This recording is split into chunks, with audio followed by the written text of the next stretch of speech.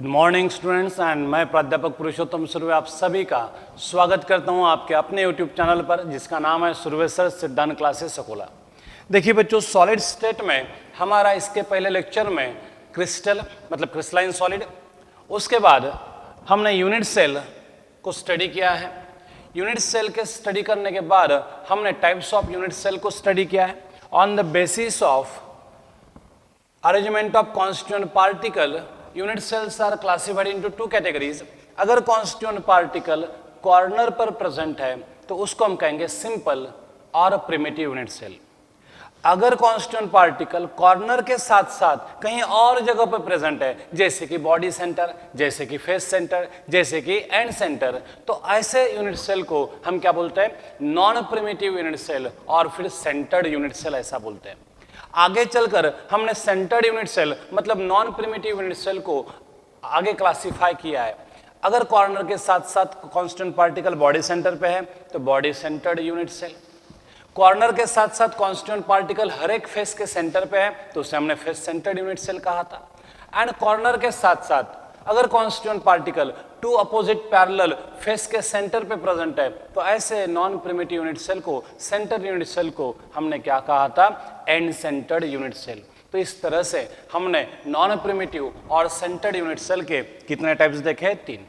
तो ये क्लासिफिकेशन किस बेसिस पर, किस आधार पर हुआ था? तो ये क्लासिफिकेशन हुआ था किसके आधार पर? अरेंजमेंट ऑफ कॉन्स्टिट्यूएंट पार्टिकल, कौन से पोजीशन पर पार्टिकल प्रेजेंट है उसके आधार पर हमने क्लासिफिकेशन किया था, प्रिमिटिव और सिंपल यूनिट सेल, और दूसरा है नॉन प्रिमिटिव और सेंटर्ड यूनिट सेल। बराबर है। और उसके बाद हमने क्रिस्टलाइन सॉलिड को स्टडी करना चाहा, उसे डिस्क्राइब करना चाहा, उसे डिफाइन करना चाहा। अब क्रिस्टलाइन सॉलिड ह्यूज टर्म है और इसलिए उसे डिफाइन करना हमारे लिए थोड़ा सा डिफिकल्ट जाता है, तो हमने आसानी, सिंप्लिसिटी मेंटेन करने के लिए यूनिट सेल को ही डिफाइन किया, क्योंकि यूनिट सेल सारी की सारी कैरेक्टरिस्टिक प्रॉपर्टी दिखाती है किसकी? क्रिस्टलाइन सॉलिड की। इसलिए it is very easy to describe, to define crystalline solid in terms of unit cell.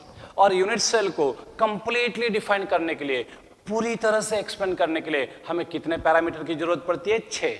और इन 6 पैरामीटर को हमने ग्रुप किया था 2 कैटेगरीज में। एक का नाम था एज लेंथ और दूसरे का नाम था इंटरफेशियल एंगल्स। एज लेंथ बच्चों 3 है, length, breadth and height. Length को हमने डिनोट किया था सिंबल बी से, विड्थ या ब्रेथ जो था उसे हमने डिनोट किया था सिंबल ए से, एंड हाइट को हमने डिनोट किया था सिंबल सी से। तो बी ए सी, बी यानी लेंथ, ए यानी विड्थ, ब्रेथ एंड हाइट यानी क्या है? सी। तो इस तरह से हमने एज लेंथ देखें। देखो यहाँ पे आपको एज लेंथ भी दिखाई दे रही है, length B, width A and height देखो सी। उसके बाद 3 पैरामीटर आते हैं इंटरफेशियल एंगल के बीच में। The angle between adjacent faces of the unit cell is called as interfacial angle. अगर एंगल लेंथ एंड हाइट के बीच में तो उसे हम क्या कहेंगे? अल्फा कहेंगे। विड्थ एंड हाइट के बीच में तो उसे हम क्या कहेंगे? बीटा कहेंगे। एंड लेंथ एंड विड्थ के बीच में तो उसे हम क्या कहेंगे? गामा। तो ये आपको याद रखना पड़ेगा बच्चों। Angle between length and height that is called as alpha. Angle between height and width उसे क्या बोलते हैं? Beta. And angle between length and width उसे क्या बोलते हैं? गामा। तो आपको ये लर्न करना पड़ेगा एज इट इज, इसमें कोई गफलत नहीं होनी चाहिए। तो ये हमने 6 पैरामीटर्स देखे थे। तो किसी भी यूनिट सेल को कंप्लीटली डिफाइन करने के लिए बच्चों हमें कम से कम 6 पैरामीटर की जरूरत है, 3 एज लेंथ की एंड 3 इंटरफेशियल एंगल्स की। उसके बाद हमने क्रिस्टल लैटिस को डिफाइन किया था। क्रिस्टल लैटिस क्या है? तो रेगुलर अरेंजमेंट है कॉन्स्टिट्यूएंट पार्टिकल की, जैसे कि एटम्स है, आयंस है या मॉलिक्यूल्स है, जो सिमिलर एनवायरनमेंट में प्रेजेंट है 3 डायमेंशनल स्पेस में, तो उस स्ट्रक्चर को हम बोलते हैं crystal lattice. Actually crystalline solid का जब हम मॉडल बनाते हैं तो उस मॉडल को हम क्या बोलेंगे? क्रिस्टल लैटिस बोलेंगे। बराबर है।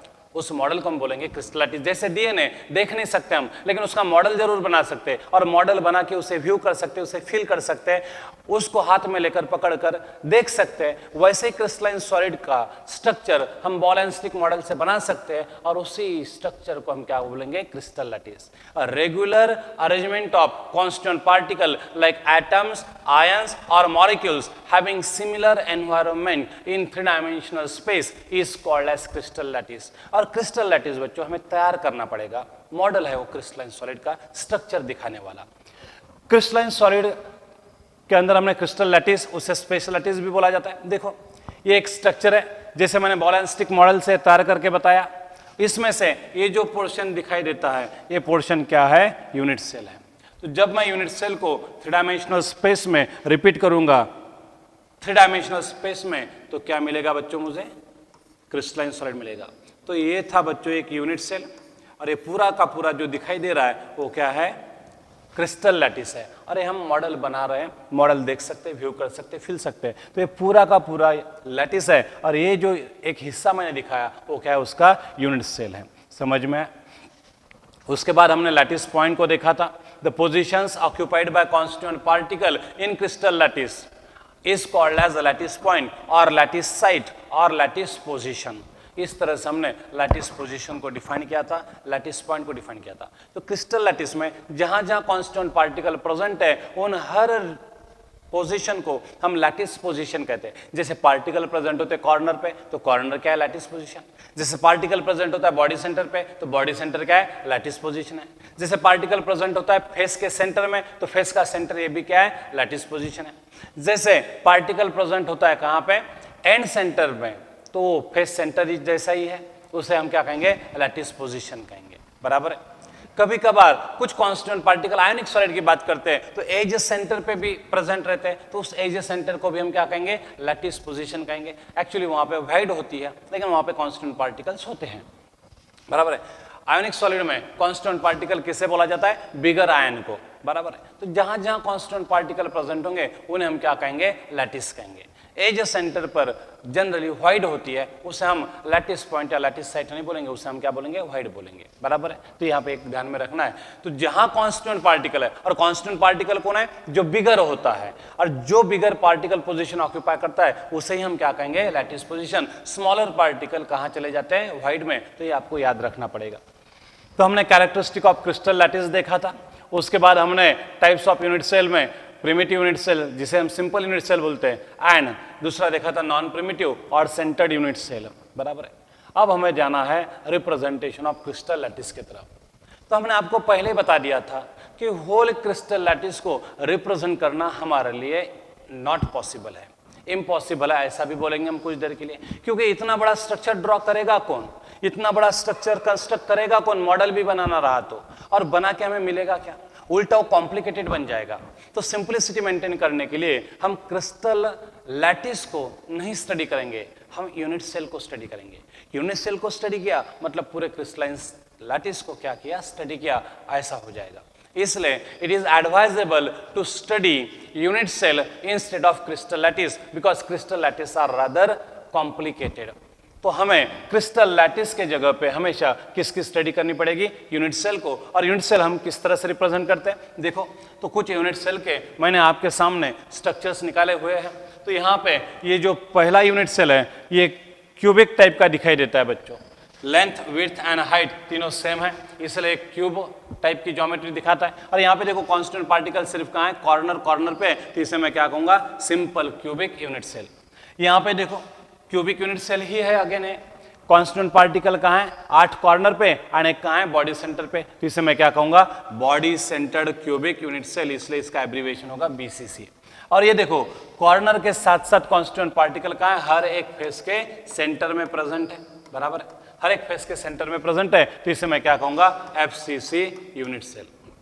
तो इस तरह से हम कोई भी क्रिस्टलाइन सॉलिड स्टडी करने के लिए यूनिट सेल की ही स्टडी करते हैं, क्योंकि यूनिट सेल को रिप्रेजेंट करना आसान होता है, वो फाइनाइट होता है इसलिए। लेकिन क्रिस्टल लैटिस जो है वो इनफाइनाइट होता है, और उसका स्ट्रक्चर निकालना हमारे लिए कॉम्प्लिकेटेड होता है, और स्टडी करने में भी दिक्कत होती है। इसलिए we always use unit cell to study crystal lattice. So for simplification, lattice constituents are represented by small circles. Constituent particle हमने circle से denote किया है, separated by straight line connecting their centers. These line represent the edge of unit cell. तो ये जो है ये straight line, ये क्या बता रही है? Edges of the crystalline solid. तो हमने कैरेक्टरिस्टिक प्रॉपर्टी में देखा था crystalline solids possess sharp edges and smooth faces. तो ये 4 एजेस के बीच में ये जो सरफेस बॉन्ड हो गया, ये क्या है? स्मूथ फेस है। तो इसे बोलेंगे हम फेस, और इस एज को बोलेंगे, इस लाइन को हम क्या बोलेंगे, स्ट्रेट लाइन को edge of the unit cell बोलेंगे, edge of the crystal lattice बोला तो भी चलेगा, बराबर है। अब उसके बाद हमें जाना है बच्चों किसके तरफ, नेक्स्ट टॉपिक के तरफ, some important definition in case of crystal lattice. तो देखो यही डेफिनेशन है जिसको हमें अभी स्टडी करना था। फेसेस किसे कहेंगे हम, what is mean by face. जब हम यूनिट सेल को देखते हैं या उसका मॉडल देखते हैं तो हमें दिखाई देता है कि unit cell is bounded by some smooth faces, और उस स्मूथ फेसेस को हम क्या बोलते हैं, face of the unit cell बोलते हैं। तो how can we define faces, crystal lattice is bound by number of perfect flat surfaces which are known as faces, बराबर है। तो क्यूब है तो क्यूब को 6 स्मूथ फेसेस रहेंगे, तो उन 6 स्मूथ सरफेसेस को हम क्या कहेंगे, उसके फेस कहेंगे। तो crystal lattice is bounded by number of smooth surfaces which are known as faces of the unit cell. तो हर एक यूनिट सेल को नंबर ऑफ फेसेस कम ज्यादा हो सकते हैं। जैसे क्यूब को कितने फेसेस है, 6, सामने वाला, पीछे वाला, ऊपर वाला, नीचे वाला और आजू बाजू वाला। जैसे कि हमारी रूम है, क्यूब टाइप की रूम है, तो छत यानी एक फेस, बॉटम यानी क्या है एक फेस, 2 वॉल यानी 2 face, and front wall and back wall यानी और 2 फेस। ऐसे टोटल कितने हो गए, 6 फेसेस हो गए। एजेस किसे बोलेंगे, तो an edge is form by intersection of 2 adjacent surfaces. तो जब 2 एडजेसेंट फेसेस इंटरसेक्ट करते हैं तो वो जो लाइन ऑफ इंटरसेक्शन बनती है, उस लाइन ऑफ इंटरसेक्शन को हम क्या बोलते हैं, एज बोलते हैं, बराबर है। जैसे ये एक ऊपर का सरफेस है क्यूब का और ये नीचे का सरफेस है, ये 2 सरफेसेस एक दूसरे को यहाँ पे इंटरसेक्ट हो गए, तो ये जो लाइन ऑफ इंटरसेक्शन है, इस लाइन ऑफ इंटरसेक्शन को हम क्या कहेंगे, एज ऑफ यूनिट सेल बोल सकते हैं। तो an edge of unit cell is defined as a line of intersection between any 2 adjacent surfaces, adjacent faces of the unit cell. तो इस तरह से हम फेसेस को, एजेस को डिफाइन कर सकते हैं। तो क्रिस्टल लैटिस और unit cell is always bounded by some smooth surfaces known as faces. What is mean by edge, an edge is form by intersection of any 2 adjacent faces. तो हम कैसे define करेंगे, the line of intersection of any 2 adjacent faces is called as edge. Interfacial angle किसे बोलेंगे, the angles between any 2 adjacent faces of the unit cell are called as interfacial angle, और already हम इनसे familiar है, alpha, beta and gamma. Alpha is angle between length and height, beta is the angle between width of unit cell and height, and gamma is the angle between length and width of the unit cell. अब ये basic definitions हो गई। अब हमें next topic की तरफ जाना है, कौन सा, अब नेक्स्ट टॉपिक की तरफ जाना है, कौन सा है, 7 क्रिस्टल सिस्टम। तो जब हमने क्रिस्टलाइन सॉलिड को स्टडी किया और उनकी एक्सरे क्रिस्टलोग्राफी स्टडी की, देखो जैसे हमारे बॉडी के अंदर क्या क्या है ये देखने के लिए हमें एक्सरे निकालना पड़ता है, फिर एक्सरे निकालने के बाद हमें पता चलता है कि हमारा कौन सा हड्डी कहाँ किस जगह पे प्रेजेंट है, मतलब बोन की परफेक्ट पोजीशन मालूम हो जाती है, कहाँ फ्रैक्चर है, कौन सा बोन प्रॉपर है, कौन सा बोन है डिसलोकेटेड हुआ है।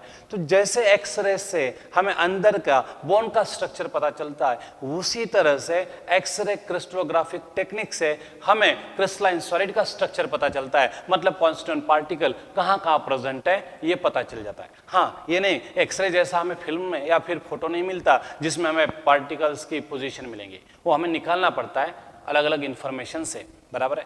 तो एक्सरे क्रिस्टलोग्राफिक टेक्निक से हमें क्रिस्टलाइन सॉलिड का मतलब यूनिट सेल का क्या मिल जाता है, स्ट्रक्चर मिल जाता है, where are the constituent particles located, ये परफेक्टली जानने के लिए हमें मदद कौन करता है, एक्सरे क्रिस्टलोग्राफिक टेक्निक। तो जब हमने क्रिस्टलाइन सॉलिड का एक्सरे क्रिस्टलोग्राफिक टेक्निक स्टडी किया तो हमने ऑब्जर्व किया कि जितने भी क्रिस्टलाइन सॉलिड हमें ज्ञात है, याद रखिएगा, जितने भी क्रिस्टलाइन सॉलिड हमें ज्ञात है वो सिर्फ और सिर्फ 7 डिफरेंट ज्योमेट्रिकल शेप में क्या होते हैं, कंस्ट्रक्ट होते हैं। तो all the non crystalline solid to us get packed in 7 different geometrical shapes, and these 7 different geometrical shapes are more famously known as 7 crystal systems. तो ये जो ज्योमेट्रिकल शेप्स है बच्चों, इनको हम कौन से नाम से जानते हैं, 7 क्रिस्टल सिस्टम्स, बराबर है। तो कैसे पता चला हमें, तो on the basis of X ray crystallographic technique it is observe that all the crystalline solid which are known to us get packed in 7 different geometrical shapes, and these 7 different geometrical shapes are called as 7 crystal system. अब हमें 7 crystal system कौन सी है ये study करना है, और हाँ उनके 6 पैरामीटर भी हमें याद रखना है, बराबर है। तो which are the 7 crystal system and what are their parameters, वो भी हमें क्या करना है, स्टडी करना है। तो समझ में आया, तो 7 क्रिस्टल सिस्टम, तो यूनिट सेल कितने टाइप के हैं बच्चों, 7 डिफरेंट टाइप्स की है, बराबर है। एक्सरे क्रिस्टलोग्राफिक टेक्निक से हमें इसका पता चला है। अब हमें 7 डिफरेंट क्रिस्टल सिस्टम को स्टडी करना है, तो उसमें से पहली है क्यूबिक सिस्टम। आशा करता हूं कि सब लोगों को ये दिखाई दे रही होगी, बराबर है। तो पहली है क्यूबिक सिस्टम। अब क्यूबिक सिस्टम किसे कहेंगे, तो आप क्यूब से बचपन से फैमिलियर है। क्यूब यानी ऐसा ज्योमेट्रिकल शेप जिसमें लेंथ इज इक्वल टू क्या होती है रे, ब्रेथ होती है, इक्वल टू क्या होती है, हाइट होती है। लेंथ कौन से सिंबल से डिनोट कर रहे हैं, बी। विड्थ या ब्रेथ कौन से सिंबल से डिनोट कर रहे हैं, ए। एंड हाइट कौन से सिंबल से डिनोट कर रहे हैं, सी। मतलब क्यूबिक यूनिट सेल के लिए एज लेंथ क्या चाहिए, B equal to A equal to C चाहिए। क्यूब है तो हमें मालूम है हर फेस इंटरसेक्ट करेगा एक दूसरे को at an angle of 90 degree, इसलिए यहाँ पे interfacial angle alpha, beta and gamma सारे के सारे इक्वल होंगे एंड इक्वल टू क्या होंगे, 90 डिग्री होंगे। तो पहली क्रिस्टल सिस्टम हम देखने जा रहे हैं 7 क्रिस्टल सिस्टम में से, और वो है क्यूबिक सिस्टम। इन क्यूबिक सिस्टम या क्यूबिक सिस्टम किसे बोला जाएगा, the unit cell in which length, breadth and height all are equal and all interfacial angle that is alpha, beta and gamma are equal and equal to 90, तब जाके उस geometrical shape को हम क्या कहेंगे, क्यूब कहेंगे। तो देखिए यहाँ पे एजेस में a equal to b equal to c है, a यानी width, b यानी लेंथ एंड c यानी height, a b c equal है। All interfacial angle alpha, beta, gamma equal है एंड इक्वल टू क्या है, 90 है। तो ऐसा जब दिखाई देगा तो आप कहेंगे कि that unit cell is of cubic type, बराबर है। तो क्यूबिक यूनिट सेल के लिए आपको ये पैरामीटर का सेट याद रखना पड़ेगा। What are the units of cubic unit cell, तो उसके एग्जाम्पल अब ये लर्न करना पड़ेगा। एग्जाम्पल के लिए हमारे पास दूसरा कोई फंडा नहीं है। हाँ, मैं ये पैरामीटर्स कैसे ध्यान में रखा जाएंगे ये मैं सिखाऊंगा, इसकी मैं आपको क्या करूंगा, आइडिया भी दे दूंगा, लेकिन एग्जाम्पल आपको अपने तरीके से याद रखना है। क्यूबिक यूनिट सेल के एग्जाम्पल क्या है, तो 2-3 एग्जाम्पल यहाँ पे दिए हैं। NaCl है, KCl है, डायमंड है। तो NaCl, KCl and diamond, these are the examples of cubic unit cell. तो आपको क्यूबिक यूनिट सेल समझ में आई होगी। Length B equal to width A equal to height C, alpha, beta, gamma all are equal and equal to 90। अगर ऐसा रहा, ऐसी यूनिट सेल सामने आती है तो उसे हम क्या कहेंगे, क्यूबिक यूनिट सेल कहेंगे। समझ में आया बच्चों। अब नेक्स्ट यूनिट सेल जो है उसके तरफ हम जाएंगे, और वो है tetragonal unit cell. Tetragonal unit cell किसे कहेंगे, तो टेट्रागोनल यूनिट सेल में लेंथ यानी बी, लेंथ यानी क्या होता है, बी इक्वल टू क्या होता है, विड्थ होता है, लेकिन उसकी हाइट कुछ अलग ही होती है। लेंथ एंड विड्थ के तुलना में हाइट की वैल्यू कुछ अलग ही होती है। जब ऐसा होता है तो उस वक्त वो टेट्रागोनल यूनिट सेल होने की संभावना रहती है। फिर हमने इंटरफेशियल एंगल की तरफ गए। अब मैंने ऐसा क्यों कहा संभावना होती है, क्योंकि 3 पैरामीटर के बेसिस पर हम यूनिट सेल को कंप्लीटली डिफाइन नहीं कर सकते, हमें चाहिए कितने, 6। तो जब लेंथ इक्वल टू विड्थ हो एंड दोनों नॉट इक्वल टू हाइट हो, तब वो टेट्रागोनल हो सकती है, लेकिन कंफर्म नहीं। कंफर्म के लिए हमें और 3 पैरामीटर चाहिए, अल्फा, बीटा एंड गामा। तो हमने जब टेट्रागोनल यूनिट सेल को स्टडी किया एक्सरे क्रिस्टलोग्राफिक टेक्निक से, तो हमने देखा कि अल्फा, बीटा एंड गामा तीनों इंटरफेशियल एंगल इक्वल है एंड इक्वल टू कितना है, 90 डिग्री है। तो जब आपको ये सेट ऑफ पैरामीटर देखने को मिलेगा तब हम कहेंगे कि क्या है, that unit cell is a tetragonal unit cell. तो टेट्रागोनल यूनिट सेल के लिए देखो, length is equal to width है, नॉट इक्वल टू हाइट है, एंड एंगल्स देखो alpha, beta, gamma all are equal and equal to क्या है, 90। इसका एग्जाम्पल क्या है, titanium oxide and stannum oxide. ये एग्जाम्पल भी आप ध्यान में रखना पड़ेगा। तो टेट्रागोनल यूनिट सेल का एग्जाम्पल क्या है, TiO2 एंड SnO2। देखिए, आपको सारे यूनिट सेल के एग्जाम्पल ध्यान में रखने की जरूरत नहीं है। हमारे सिलेबस में कौन सी है, hexagonal unit cell and cubic unit cell. तो इन दोनों के ही एग्जाम्पल आपको ज्यादा से ज्यादा पूछे जाएंगे। इनके अलावा जो 5 यूनिट सेल है वो सिलेबस में नहीं है, तो उनके एग्जाम्पल भी आपसे पूछेंगे नहीं, बराबर है। अब तक जितने भी सवाल आए हैं क्यूबिक यूनिट सेल पे एंड हेक्सागोनल यूनिट सेल पे आए, क्योंकि वो डिटेल में हमें स्टडी करने के लिए है। बाकी की 5 यूनिट सेल हमें सिलेबस में नहीं है, इसलिए उस पर एग्जाम्पल पूछा गया, ऐसा कोई किताब में दिखाई नहीं देता, तो वो भी सिंप्लीफाई हो जाएगा। तो टेट्रागोनल का एग्जाम्पल किताब में दिया है, हम भी लेंगे TiO2 एंड SnO2। तो B equal to A equal not equal to C है, alpha beta gamma all are equal and equal to 90 है। तो ऐसा वक्त उस यूनिट सेल को हम क्या कहेंगे? टेट्रागोनल सिस्टम कहेंगे। समझ में आया बच्चों? मैं आपको ये पैरामीटर्स कैसे ध्यान में रखना है उसकी शॉर्टकट टेक्निक भी बताऊंगा, कोई टेंशन की बात नहीं है। तीसरी जो यूनिट सेल है बच्चों वो है orthorhombic unit cell. Orthorhombic unit cell में length not equal to width होती है and not equal to height होती है, मतलब तीनों एज लेंथ डिफरेंट होती है। लेकिन जब हम तीनों इंटरफेशियल एंगल की बात करते हैं तो तीनों इक्वल होते हैं एंड तीनों की वैल्यू कितनी होती है? 90 डिग्री। तो जब ये पैरामीटर का सेट दिखाई देगा आपको तो आप बिंदास उसे क्या बोल सकते हैं? आर्थोरोम्बिक सिस्टम बोल सकते हैं। The unit cell in which all the edge lengths are different but all the interfacial angles are equal and equal to 90, then that unit cell is definitely orthorhombic system or orthorhombic unit cell. समझ में? तो B not equal to A not equal to C and alpha equal to beta equal to gamma equal to 90, ये है आर्थोरोम्बिक के parameter. और इसका example क्या है? Rhombic sulphur, KNO3 and BaSO4। तो these are the examples of orthorhombic unit cell, rhombic sulphur, KNO3 and BaSO4। तो इसका आप स्ट्रक्चर भी निकाल सकते हो। देखो यहाँ पे यह है लेंथ, यह है विड्थ और यह है हाइट। तीनों की वैल्यू बच्चों टोटली डिफरेंट है, बराबर है। हाइट अलग है विड्थ अलग है लेंथ से। तो ये जो स्ट्रक्चर दिखाई दे रहा है ये क्या है? आर्थोरोम्बिक यूनिट सेल का है। और ये आर्थोरोम्बिक यूनिट सेल के क्या है? पैरामीटर्स है। ठीक है। तो फोर्थ क्रिस्टल सिस्टम हमारे जो है वो है रोम्बोहेड्रल सिस्टम। रोम्बोहेड्रल सिस्टम में देखो all edge lengths are equal, मतलब लेंथ इज इक्वल टू क्या है रे?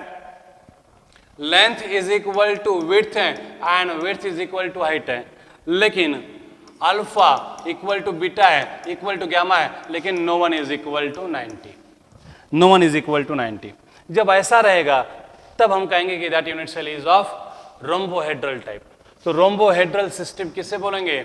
The unit cell in which all the edge lengths are equal and all the interfacial angles are equal but no one is equal to 90 degree.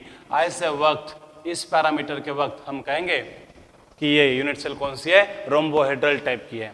तो all edge lengths are equal, all interfacial angles are equal but no one is equal to 90, ऐसा है बच्चों तो हम उसे कहेंगे rhombohedral system. Rhombohedral system में example क्या है? कैल्साइट मतलब कैल्शियम कार्बोनेट, उसके बाद क्वार्ट्ज, सिनाबार, HGS बोलते हैं हम, mercury sulphide, NaNO3 and FeCO3।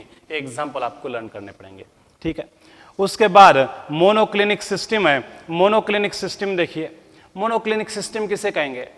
तो मोनोक्लिनिक सिस्टम में लेंथ, मोनोक्लिनिक सिस्टम में लेंथ, विड्थ एंड हाइट तीनों के तीनों भी क्या है? अनइक्वल है। Length not equal to width not equal to क्या? हाइट है। एंड इंटरफेशियल एंगल का देखो alpha and gamma equal to क्या है? 90 है and beta not equal to 90 है। तो ये आपको पैरामीटर ध्यान में रखने पड़ेंगे। Length is not equal to width not equal to height, alpha equal to gamma equal to 90 है, लेकिन बीटा इक्वल टू क्या है? बीटा नॉट इक्वल टू क्या है? 90 डिग्री है। तो ऐसा जब रहेगा तो उसे हम क्या कहेंगे? मोनोक्लिनिक सिस्टम कहेंगे। और मोनोक्लिनिक सिस्टम के एग्जांपल क्या है? तो मोनोक्लिनिक सल्फर, ये तो याद रहेगा ही, सोडियम सल्फेट डॉट 10H2O, तो Na2SO4 डॉट 10H2O है, सोडियम सल्फेट डेकाहाइड्रेट, बराबर है, ग्लोबल सॉल्ट भी बोलते हैं हम इसे। तो ये एग्जांपल है किसका? मोनोक्लिनिक सिस्टम का। तो what are the parameters? B not equal to A not equal to C, alpha equal to gamma equal to 90 and beta not equal to 90। ऐसा देखने को मिलेगा तो उसे हम क्या कहेंगे? मोनोक्लिनिक सिस्टम कहेंगे। और ये उसके क्या है? एग्जाम्पल्स है। इसके बाद आती है बच्चों ट्राइक्लिनिक सिस्टम। क्या खासियत है ट्राइक्लिनिक सिस्टम की? The most unsymmetric unit cell है ये, इसमें कुछ भी सेम नहीं है। The most symmetric unit cell कौन सी थी? क्यूबिक, उसमें सब कुछ सेम है, लेंथ ब्रेथ हाइट भी सेम है, अल्फा बीटा गामा भी सेम है एंड इक्वल टू 90 है। तो cubic unit cell is most symmetric unit cell while triclinic system is most unsymmetric system. तो triclinic unit cell is the most unsymmetric unit cell. तो triclinic में देखो याद रखने के लिए बहुत ही आसान है। ट्राइक्लिनिक में हम क्या कर सकते हैं, length not equal to width है, नॉट इक्वल टू हाइट है, alpha not equal to beta है, नॉट इक्वल टू गैमा है, and no one is equal to 90 है। तो लेंथ, विड्थ एंड हाइट तीनों भी डिफरेंट है, अल्फा बीटा गैमा तीनों भी डिफरेंट है, और उनमें से एक भी 90 डिग्री नहीं है। जब ऐसे पैरामीटर्स देखने को मिलेंगे तो आप बिंदास बोलेंगे that unit cell is triclinic unit cell and it is the most unsymmetric unit cell. समझ में आया बच्चों? अब इसका एग्जांपल क्या है? तो इसका एग्जांपल है copper sulphate pentahydrate, potassium dichromate and ये H3BO3 बोरिक एसिड, बराबर है। तो ये तीन एग्जांपल आपको याद रखने पड़ेंगे, कॉपर सल्फेट पेंटाहाइड्रेट, उसके बाद है potassium dichromate and boric acid that is H3BO3। और ये डायग्राम यहाँ पे दिखाई दी है। तो डायग्राम में हमें कोई दिलचस्पी नहीं है, हमें पैरामीटर के सेट में दिलचस्पी है और ये हमें याद आना चाहिए। तो इसकी मैं शॉर्टकट टेक्निक लेक्चर के लास्ट में बता दूंगा। तो B not equal to A not equal to C है, alpha not equal to beta not equal to gamma है, and no one is equal to 90। जब ऐसा रहेगा तो हमें ट्राइक्लिनिक सिस्टम मिलेगी, और इसकी खासियत क्या है, the most unsymmetric unit cell. तो मोस्ट सिमेट्रिक कौन है भाई? क्यूबिक यूनिट सेल है। उसके बाद हम सातवीं यूनिट सेल को स्टडी करेंगे, the last one that is hexagonal unit cell, बराबर है। हेक्सागोनल यूनिट सेल में क्या होगा? तो हेक्सागोनल यूनिट सेल में देखिए length is equal to width होगा बट हाइट डिफरेंट होगा। हेक्सागोनल यूनिट सेल में B एंड A इक्वल है बट दोनों की वैल्यू C से अलग है, इसलिए मैंने लिखा B equal to A not equal to C। Alpha और बीटा की वैल्यू एग्जैक्टली कितनी है? 90 है। The angle between length and height 90 degree है, विड्थ एंड हाइट 90 डिग्री है, लेकिन लेंथ एंड विड्थ के बीच में जो एंगल है गैमा वो कितने का है? 120 डिग्री का है। तो जब भी कभी आपको हेक्सागोनल यूनिट सेल पूछा जाएगा तो गैमा की वैल्यू 120 डिग्री होनी चाहिए, या जब भी कभी किसी यूनिट के सेल के पैरामीटर में गैमा की वैल्यू 120 दिखाई देगी तो बिंदास बेधड़क आप बोल सकते हैं कि that unit cell is hexagonal unit cell.